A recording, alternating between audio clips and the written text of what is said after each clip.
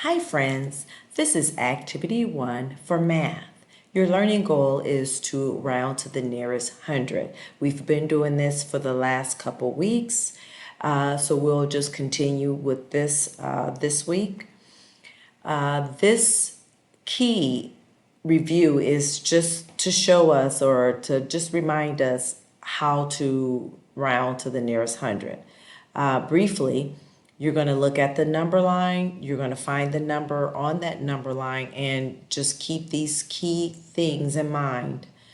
You'll look for your halfway point. If your number falls below the halfway point, you'll round down. If your number falls above the halfway point, you're going to round up. Okay, so those are the key things to remember when you're doing your activity. So here's the activity. You read the problem statement. It is saying that Alana, she collects over 600 teddy bears. You find that 612 on the number line. It says that she wants to round to the nearest 100. So now you're going to have to remember the rule. Find your halfway point. Find your number that they gave you in the problem. Figure out if it's below your halfway point or if it's above your halfway point. And based on your answer, here you're going to have to answer it. If it falls below, or does it fall below, you're going to have to answer yes or no.